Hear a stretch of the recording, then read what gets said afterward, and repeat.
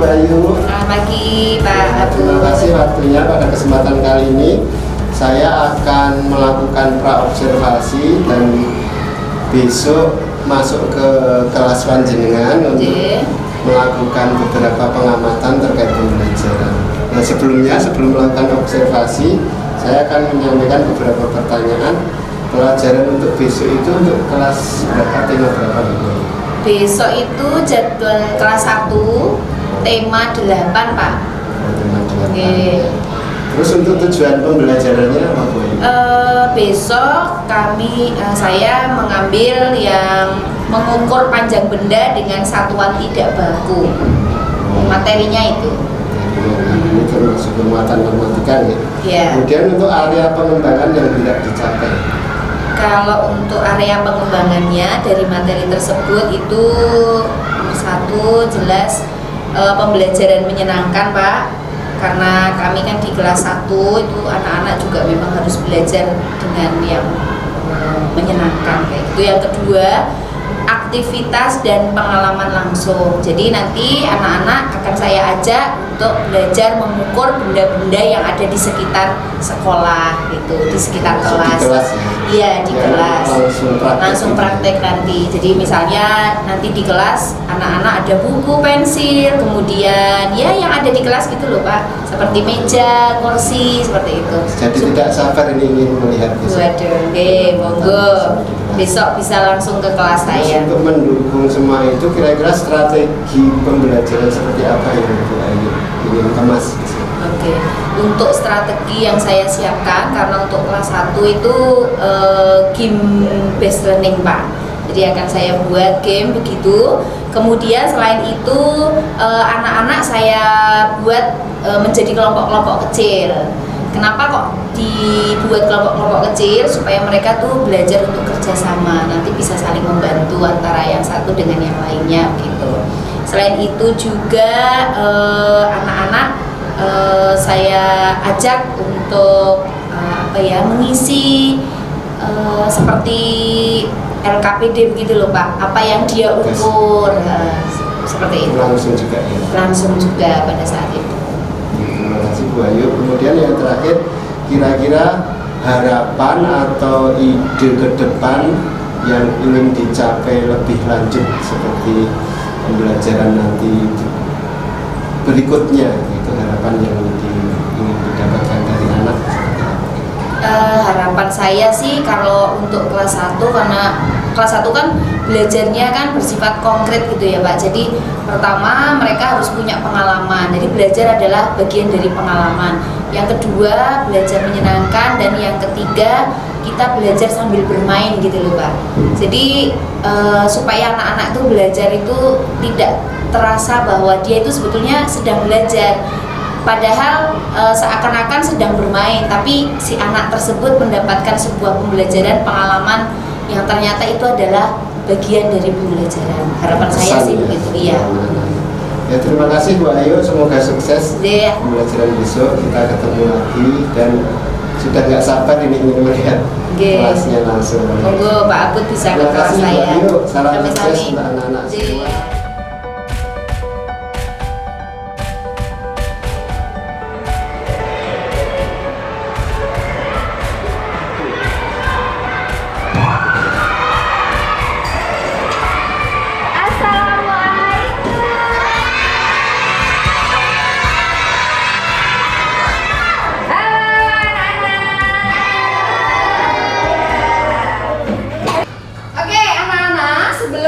Belajar, mari kita berdoa terlebih dahulu. Bu Ayu akan memimpin doa anak-anak. Duduk Islami. Wahidun. Isnaini. Salah satu. Arba'atun. Berdoa. Wahid. Isnaini salasa.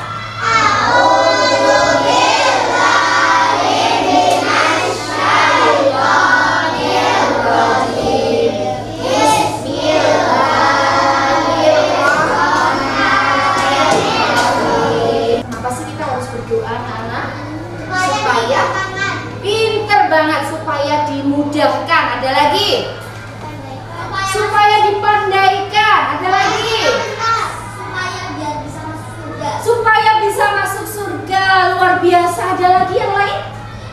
supaya apa?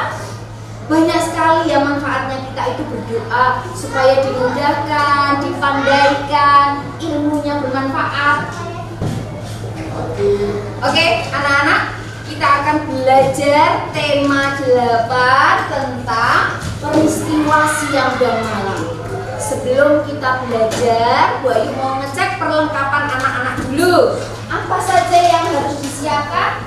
Coba semuanya. Buku paket, sudah siap buku paketnya? Ya, kemudian LKPD-nya. Nanti Bu Ayu akan membagikan LKPD-nya. Sudah siap semuanya di depan ini ya. Nanti Bu Ayu akan membagikan. Kemudian pensil, sudah ada pensil. Nah, meja. Sudah siap mejanya. Iya. Kemudian satu lagi, sapu. Kemarin Bu Ayu sudah memberikan tugas sama anak-anak untuk membawa sapu. Kenapa ya kok kita disuruh bawa sapu ya? Tidak tahu? Ya, nanti Bu Ayu akan jelaskan. Oke, anak-anak, sebelum kita mulai, tadi sudah berdoa. Yuk kita fokus sejenak. Semua duduk diam. Hap. Semua hening dulu supaya tenang, supaya ilmunya nanti bisa masuk dan bermanfaat. Tarik nafas dulu, hembuskan, tarik nafas lagi, hembuskan, sekali lagi, tarik nafas panjang, hembuskan. Insya Allah anak udah siap ya. Nah, kita itu hari ini mau belajar apa ke Bu Ayu? Disuruh bawa-bawa kayak gitu. Nah, kita hari ini mau belajar ini loh, menemukan kosakata dari teks dan gambar peristiwa siang dan malam. Yang kedua belajarnya kita. Yang pertama tentang muatan bahasa Indonesia. Yang kedua kita mau belajar muatan matematika. Kita mau mengukur panjang benda dengan alat satuan tidak baku. Makanya nanti kita mau mengukur apa? Meja, mau mengukur buku, mau mengukur pensil, mau mengukur satu lagi, sapu yang tadi dibawa itu. Jadi kita akan belajar itu hari ini. Paham ya? Ya, oke, udah siap. Selanjutnya, anak-anak tahu nggak lagu ini? Tahu. Tahu ya? Hari terbenam, hari mulai malam. Kuku, kuku, kuku, kuku, kuku. Oke, tangan buat semuanya. Ini namanya apa? Kalau yang dari atas sampai sini namanya asta. Kalau ini namanya? Kalau seperti ini? Langkah kaki. Langkah kaki. Baik, sekarang anak-anak kita akan melakukan kegiatan pengukuran. Disiapkan ada buku, ada sapu dan ada meja. Semua sudah siap ya? Tiga. 1, 2. Oke, itu. Terus sekarang Ada 2. meja. Ya, lagi. 1, 2, 3, 4. Oke, ada berapa? Ada 4 ya. Nasi. Ya ditulis beneran di situ. Tulis jengkal. 4 ya. Oh, 4 jengkal. Oke anak-anak, hari ini kita sudah selesai belajar. Bagaimana perasaan anak-anak belajar hari ini? Tunjukkan ekspresimu sesuai gambar yang di depan. Kalau senang berarti kayak gininya nih harus dibuka. Mulutnya dibuka. Dibuka. Dibuka.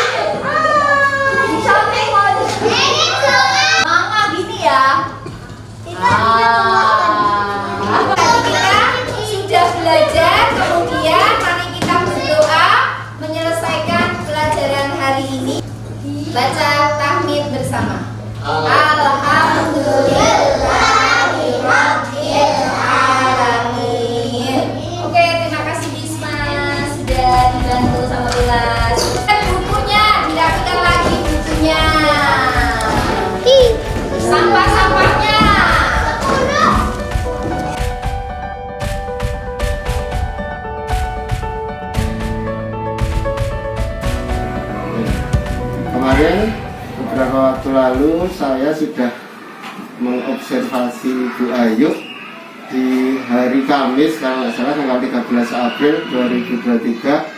Ada beberapa catatan yang saya tulis di sini. Terkait yang pertama untuk aktivitas tindak lanjut ya, untuk pengembangan dulu terkait yang dituliskan Bu Ayu untuk pembelajaran kreatif inovatif, mungkin ada tujuan atau ukuran keberhasilan yang bisa Bu Ayu ceritakan terkait pembelajaran kreatif inovatif yang Bu Ayu inginkan seperti apa di sini? Ini pertanyaannya. Itu ya, kalau pembelajaran yang kreatif, inovatif, menyenangkan kan kemarin saya masih sebatas di dalam kelas ya Pak Abu. Anak-anak hanya mempraktekkan di kelas, kemudian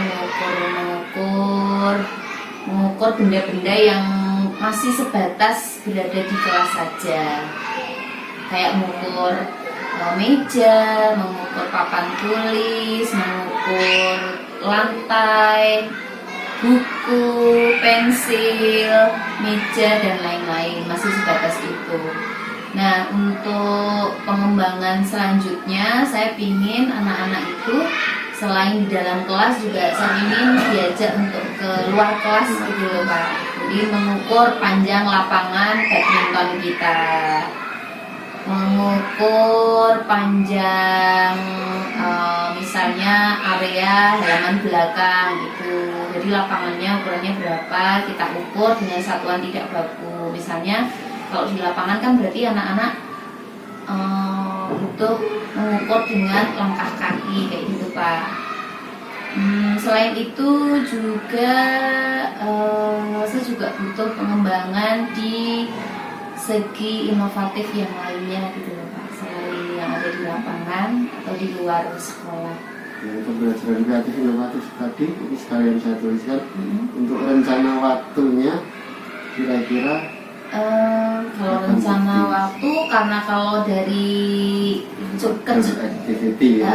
dari kecakupan materi ini kalau sekarang kan sudah lumayan limit ya Pak waktunya, kemungkinan di tahun ajaran baru gitu ya. Saya perbaiki di sana. Itu seminggu berapa kali gitu tergambarkan gitu? Durasinya 2 minggu sekali atau berapa? Ya paling tidak 2 minggu. 2 minggu sekali. Yeah. Itu pengembangan yang pertama. Terus untuk rencana pengembangan diri yang kedua itu pembelajaran KSE, keterampilan sosial emosional, mungkin dari tujuan yang tidak dicapai sama ukuran keberhasilan dan pendukung. Bu Ayu bisa kalau ada gambaran depannya. Kalau yang itu saya masih perlu banyak belajar ya Pak ya, soalnya yang KSE itu kan. Jadi pertama saya butuh waktu untuk mendalami tentang prinsip-prinsip dalam KSE itu.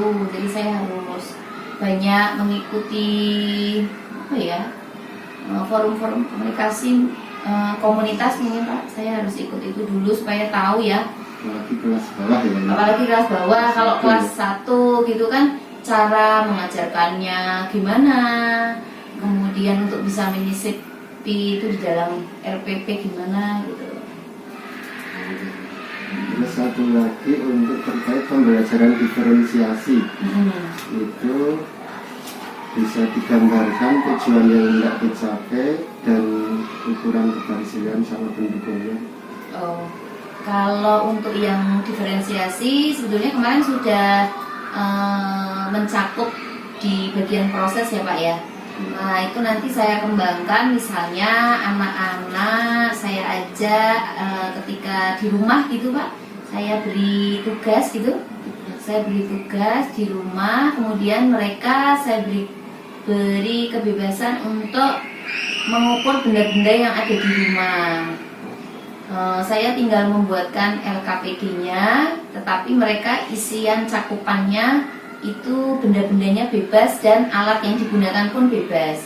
Misalnya kalau kan ada depa, ada jengkal, ada langkah kaki. Mereka akan mengukur apa? Berarti kan harus menyesuaikan di rumah Gitu sih, saya pengembangannya kayaknya lebih ke situ kalau untuk kelas 1. Untuk yang diferensi konten ada gambaran nggak? Selain kemarin kan berbasis pakai LCD gitu ya, kalau media film dan sebagainya.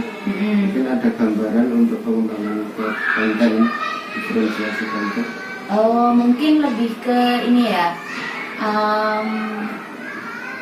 melalui video atau YouTube gitu ya Pak ya. Atau mungkin anak-anak saya minta untuk membuat, jadi nanti tugas tersebut secara mandiri anak-anak saya minta untuk di video. Kemudian nanti saya kegiatan tugas itu supaya teman-teman yang lain kemudian nanti dipresentasikan di kelas. Itu kan seru Pak, dari 36 siswa gitu ya. Nah, ternyata misalnya si A, saya mengukur panjang kamar saya misalnya gitu kan, terus itu di video, nah nanti dikumpulin gitu Pak, terus nanti bisa saya gabungin, kan bagus itu. Jadi anak-anak yang itu jadi kayak, oh itu saya. Iya. Oh ternyata dia ngukur pakai ini ya. Oh ternyata gitu. Kemarin saya cuma ngukur pakai debat, ternyata bisa ya diukur pakai jengkal gitu.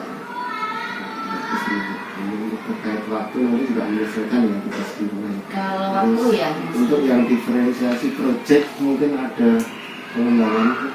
Kalau tiga-tiganya dilaksanakan kan mantap nanti diferensiasinya. Ya, kalau yang project itu apa ya Pak ya? Biasanya karya atau tugas bentuknya.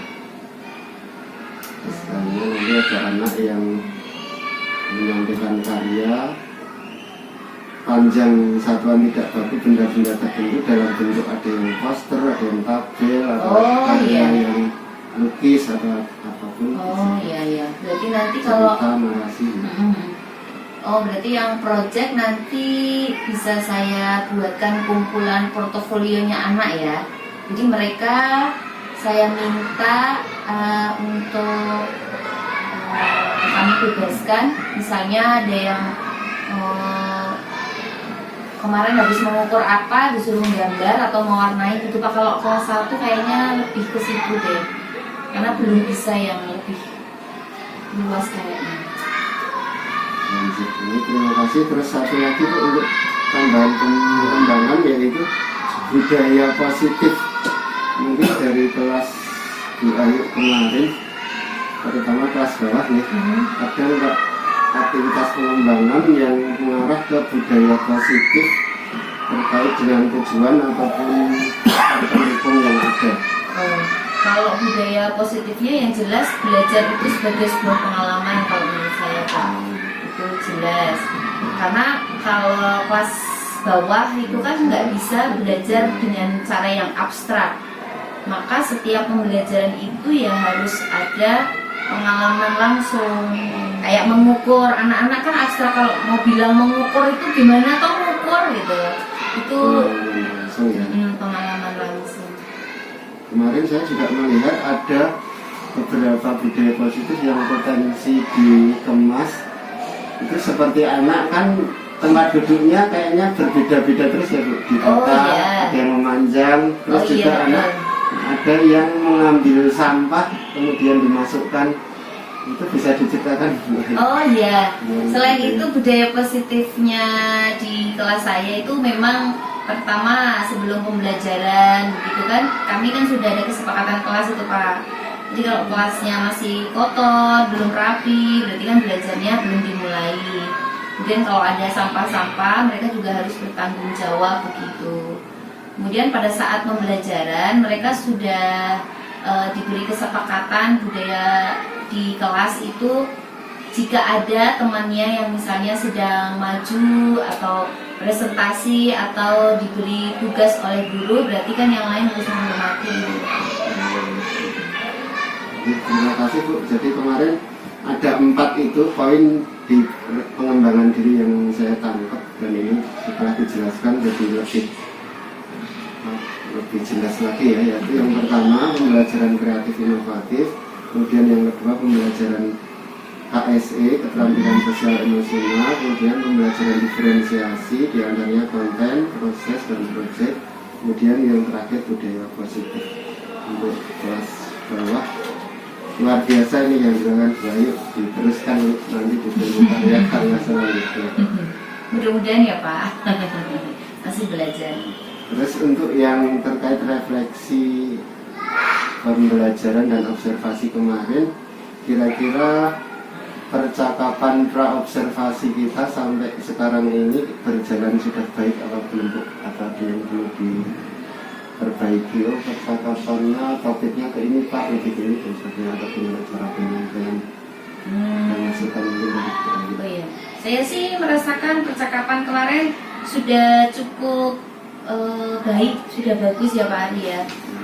Karena dari situ saya juga yang sudah saya lakukan sebenarnya sudah dilakukan, tapi kadang saya nggak tahu, oh ternyata itu ini toh gitu. Selalu sudah sih. Terus dari apa itu percakapan kita kemarin dari observasi dan hari ini pasca observasi, kira-kira Bu Ayu ada nggak kompetensi atau kemampuan yang ingin ditingkatkan lagi Bu? Terkait dengan pengembangan diri juga boleh.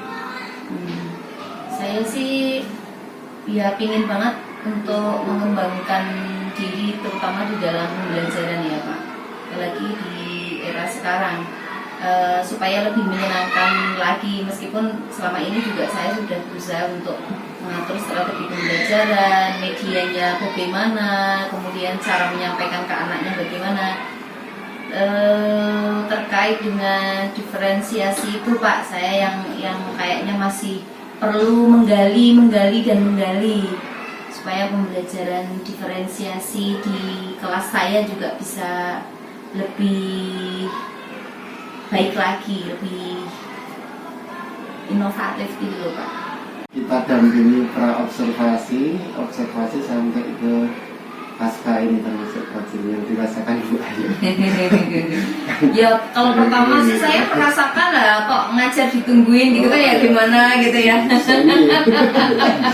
Ditungguin, diliatin, ditulis-tulis, habis itu saya ditanya-tanya, tapi itu sisi lain ya Pak. Tapi sisi positifnya sih ketika kita sudah bincang-bincang, saya tuh dapat ilmu-ilmu baru gitu loh Pak.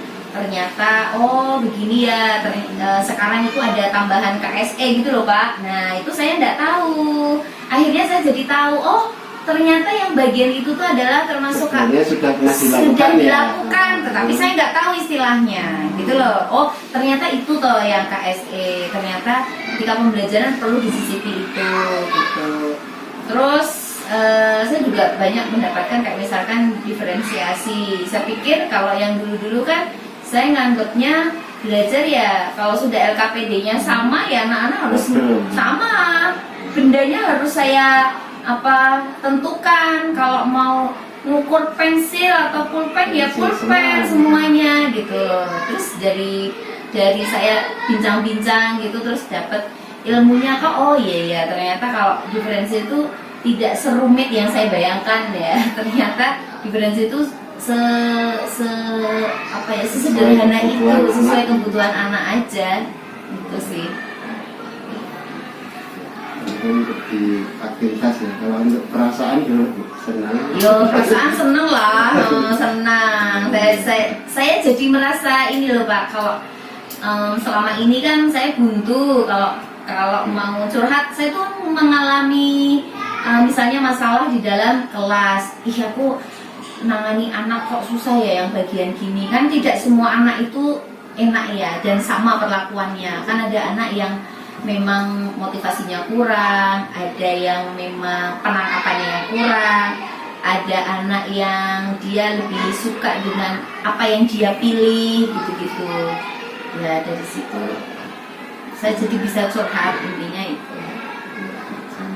Itu kalau di skor Bu, pembelajaran yang kita lakukan kemarin ibarat di skor ideal 1 sampai 10 gitu, itu di poin berapa?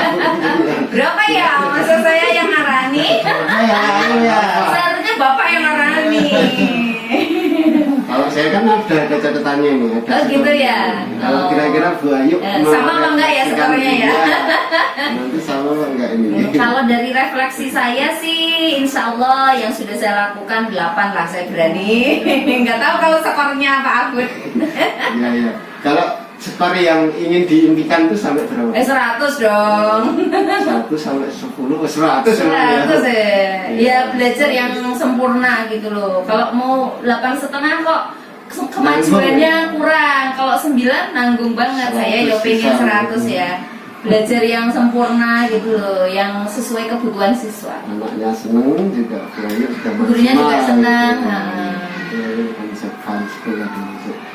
Nah, untuk mencapai ke 100 tadi Bu, kira-kira kiat-kiat apa yang Ibu lakukan terkait dengan tips-trik jitu untuk mencapai poin itu tadi Bu? Apa ya? Banyak ini Bu ini.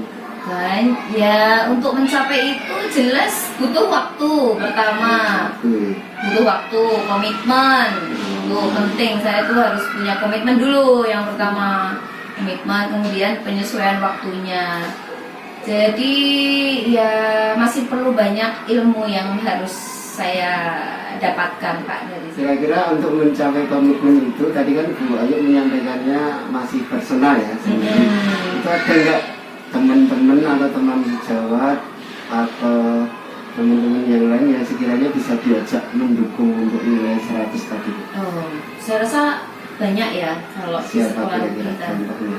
Ya Pak Abud gitu.